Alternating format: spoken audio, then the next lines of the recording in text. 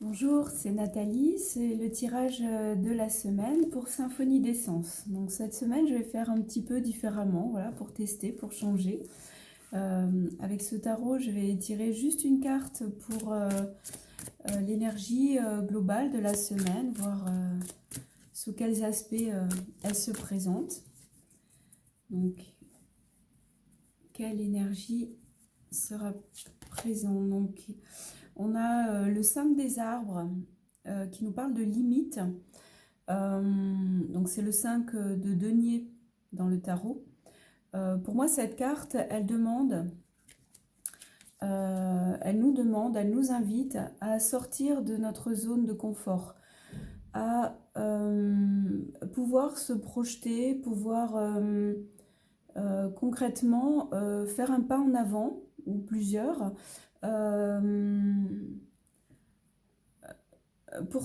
j'entends pour s'aérer, c'est-à-dire il y a peut-être l'idée d'encombrement, de choses qui nous entourent et qui nous étouffent et qui nous pèsent. Et il y a l'idée peut-être de faire autrement, d'aller voir dans notre esprit et concrètement comment est-ce qu'on peut réfléchir cette semaine à faire les choses autrement, à prendre le temps de se questionner et puis effectivement de poser des actions, de faire des choses. Voilà, comment est-ce qu'on peut envisager de faire des choses autrement. Bon, on va laisser la carte ici pour l'instant. Voilà. Ensuite, avec un autre tarot, voilà, je vais aller chercher des cartes, pas forcément pour chaque jour de la semaine, mais voir voilà, les idées, les éclairages qu'on peut avoir. Ok. Ça tombe déjà, mais je remets parce qu'il y a trop de cartes tombées. C'était la carte de la joie. Donc déjà, on nous demande qu'est-ce qui nous met en joie dans cette idée de sortir de cette zone de confort. Qu'est-ce qui nous dit oui, quoi? Qu'est-ce qui nous pousse à aller de l'avant, à la découverte, à l'aventure? Ok. Alors, je vais déjà tirer une carte et je verrai combien j'en tire. En fait, j'en sais encore rien. Alors, le roi de bâton. Donc là, le roi de bâton, c'est une énergie de feu, c'est une énergie justement d'action, de décision, je vais enlever ça comme ça. C'est une énergie qui nous pousse et qui nous donne la force en fait de faire et de passer à l'action. Donc par rapport à cette première carte, c'est plutôt pas mal. C'est plutôt pas mal. Il y a vraiment cet élan. Alors c'est marrant parce que là, il y a un lion. Et dans mon tirage du jour, pour aujourd'hui, il y avait la force. Et sur la carte de la force, il y a ce lion. Je pense que cette semaine, pour beaucoup, on peut trouver la force en nous, peut-être de passer des caps, de réaliser des choses qui jusqu'alors nous étaient impossibles en fait, ou nous semblaient infranchissables. Je pense, en plus cette semaine, on va avoir une pleine lune, doublée d'une éclipse. Enfin, les énergies sont encore très intenses, très puissantes. Elles l'ont été depuis quelque temps déjà, mais cette semaine, c'est comme si on avait recouvré notre force pour enfin passer à l'action, concrètement. Voilà. Ok. Alors, je vais chercher une autre carte. Ah ben voilà, la carte qui était tombée tout à l'heure, elle veut revenir, c'est la joie, c'est-à-dire cette force en nous. Moi, ce que ça me dit là, c'est que, alors cette carte, elle est souvent voilà, de la célébration, des joies partagées avec d'autres. Ok, ça c'est ok, parce que pour moi maintenant, beaucoup ont fait un grand parcours et chemin individuel et pour moi maintenant, il y a beaucoup de reconnexion, beaucoup d'échanges, beaucoup d'entraide qui se mettent en place autour de nous.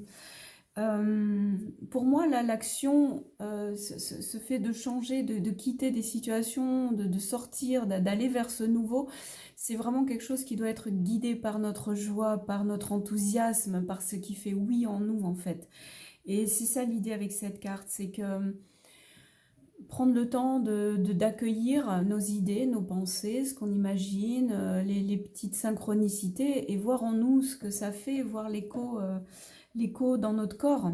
Qu'est-ce que ça allume? Qu'est-ce qui pétille en nous? Voilà. Et si ça fait oui et si ça fait non, tout simplement. Alors, qu'est-ce que ça nous dit pour la suite? Ben voilà, on commence par sortir de sa zone de confort et le 6 d'épée, c'est quitter quelque chose parce que ça n'est plus possible. C'est-à-dire qu'on monte volontairement dans sa petite barque hein, et puis on change de rive, on change de paysage, on va voir ailleurs, on va explorer aussi d'autres mondes. C'est vraiment, alors d'un côté, ben voilà, des situations qui pèsent, j'ai même envie de dire qui nous prennent la tête, et donc il y a un choix, une décision concrète en nous d'abord, avant de passer à l'action peut-être, mais en tout cas, ouais, de monter dans sa petite barque, de prendre le strict nécessaire et d'aller voir ailleurs en fait. C'est ce que je reçois là pour ça. Ok. Alors, on va où avec notre petite barque? Voilà, ben, la carte de la tour. Voilà, bon, je vais à l'envers. La carte de la tour, c'est peut-être que dans cette idée, voilà, dans ce cheminement, on se rend compte ce qui fait oui et ce qui fait non en nous. La carte de la tour, elle vient dézinguer tout ce qui est de l'ordre de l'ego et qui s'accroche en fonction des peurs. Voilà, il y a peut-être l'idée voilà, de déterminer nos peurs, de déterminer en nous ce qui fait qu'on restait dans cette zone de confort. Et parce que de toute façon, à un moment donné, l'âme, la vie, elle va nous pousser hors de cette zone, hein, qu'on le veuille ou non. Donc l'idée, c'est quand même toujours de se dire ou de demander à son âme, guide-moi vers où tu veux m'emmener. Voilà, de poser des questions ouvertes et puis de laisser les réponses arriver. La tour, c'est qu'est-ce qui, dans mes schémas, dans mon fonctionnement, risque d'être heurté, ou en tout cas, qu'est-ce qui peut me blesser, me faire mal, ou m'éclairer, m'illuminer, pour transformer ce que j'ai besoin de transformer en moi. Voilà. Souvent, la transformation, elle passe par ce qu'on appelle une renaissance, en fait. Toute une partie de ce qu'on croyait être nous, de ce qu'on croyait être vrai, finalement s'écroule par notre bonne volonté ou la force des choses pour nous faire évoluer, nous faire avancer. Alors, je vais mettre les cartes là pour qu'on puisse les voir. Ok. Donc, ce qui fait suite à ce déboulonnement de l'ego et ce qui apparaît ensuite, ben voilà, c'est la même, le 5 de denier. Cette idée en fait de pouvoir accéder à un éclairage auquel on n'avait pas accès jusqu'à présent, parce qu'une situation, une personne ou quelque chose nous a percuté ou éclairé, ou en tout cas nous a permis d'avoir accès à ça, va nous faire sortir de notre zone de confort. En fait, c'est là l'idée de cette semaine, vu qu'on a 2 fois la même carte, elle est vraiment dans, si on regarde bien cette carte, je vais essayer de la montrer plus proche, on a la clé pour ouvrir nos propres portes en fait. Hein. En vérité, il n'y a même pas de porte, il n'y a que des illusions, des voiles, des choses que l'on s'impose, que l'on se pose, auxquelles on croit. Souvent, ce sont des croyances mais qui sont issues de nos peurs, de nos blessures, donc il n'y a pas de jugement. Mais tout est en nous, tout est en nous, les clés, les solutions, la force d'ouvrir la porte, elle est aussi là en nous. Elle est là, la force d'ouvrir la porte. Ok. Et là, j'ai envie de demander, mais qu'y a-t-il derrière cette porte? Qu'y a-t-il derrière cette porte? Une libération, un miracle. Le 10 d'épée, c'est on est arrivé au bout de quelque chose qui, psychologiquement, moralement, peut-être physiquement, ou en tout cas, n'est plus du tout possible et supportable. Et donc là, il y a vraiment l'idée, cette dame qui marche, pour moi, c'est comme si elle était au bord du miracle, au bord, enfin, de quelque chose. Là, on est vraiment dans l'achèvement. Ça y est, c'est fait. et on va vers quelque chose qui est beaucoup plus léger, qui est beaucoup plus joyeux, qui nous entraîne. La carte de la joie est là pour nous le dire, c'est-à-dire que on voit bien qu'on est arrivé au bout de quelque chose, la vie ou quelque chose, de toute façon, nous le confirme. Et on s'interroge, qu'est-ce qui fait vraiment oui en nous et qu'est-ce qui fait vraiment non en nous, en fait. Et c'est très important de s'écouter, de prendre le temps de s'écouter pour pouvoir... Alors, il n'y a pas de bon ou de mauvais chemin parce que si on est guidé par notre âme, de toute façon, on est sur le bon chemin. Et là, notre âme, elle a fait en sorte qu'on soit sur ce bon chemin. Ok. J'avais envie de changer de jeu pour finir le tirage. Donc on va voir, voilà, qu'est-ce que les petits conseils, les petites... un éclairage de plus avec un autre jeu. Par rapport à ce miracle qu'on nous propose, là, qu'on nous invite à accueillir et auquel on peut croire. Des choses peut-être ouais, qu'on pensait impossibles, mais en fait si, tout est possible dans la vie, tout est possible. Voilà. Être équitable. Voilà, c'est vraiment trouver cet équilibre en nous, intérieur, pour pouvoir avoir l'équilibre à l'extérieur de soi. C'est peut-être ça le miracle, c'est-à-dire que peut-être que dans notre vie, on était bancal par rapport à notre être intérieur, et que là, il y a un alignement, il y a quelque chose qui se remet en place, qui reprend sa place, pour avoir un juste équilibre dans l'énergie qui est la nôtre.